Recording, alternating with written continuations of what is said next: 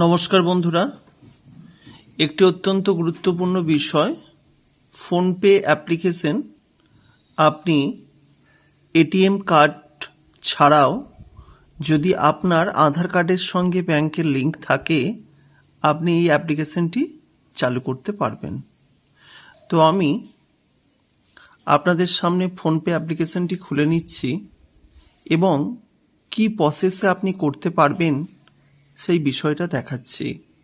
আমাদের চ্যানেলে এই ধরনের প্রতিনিয়ত ছোট ছোট ভিডিও উপস্থাপন করা হয়, তাই যদি আমাদের এই ভিডিও ভালো লাগে অতি অবশ্যই চ্যানেলটির সঙ্গে থাকবেন।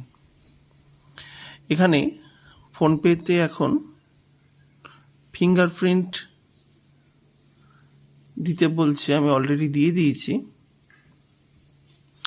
একটু টাইম নিচ্ছে। এখানে দেখুন কোন ব্যাংক লিংক আছে সেটি খুঁজছে।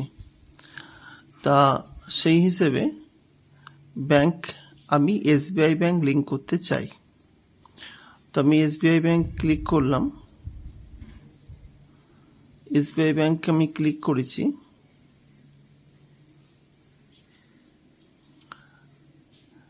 ফোনপে অ্যাকাউন্ট ওপেন করার ক্ষেত্রে এটিএম কার্ড ছাড়া আপনি ব্যাংক লিংক করতে পারবেন না। এক্ষেত্রে আপনারা দেখতে পাচ্ছেন টিক হয়ে গেছে, অর্থাৎ এসবিআই ব্যাংকের সঙ্গে যে লিংক আছে সেটা দেখাচ্ছে।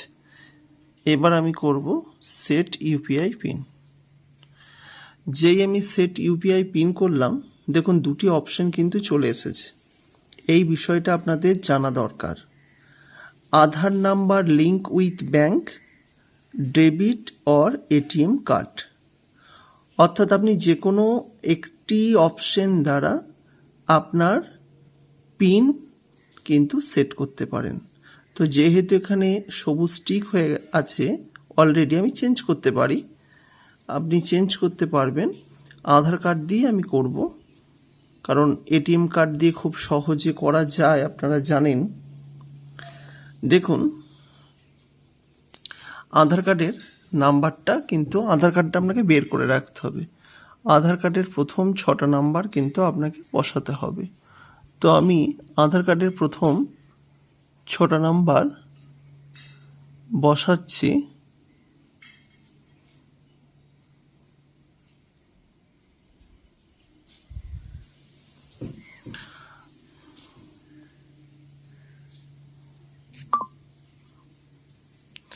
এখানে একটি ওটিপি চলে আসবে, সেই ওটিপিটি দিতে হবে। তা অলরেডি একটি ওটিপি চলে এসেছে। এই ওটিপি আপনাকে কিন্তু দিতে হবে। তা ওটিপিটি আমি দিচ্ছি। এই ওটিপিটা দেওয়ার পর ব্যাংক একটি ওটিপি আসবে, তো ব্যাংকের ওটিপিও দেবেন।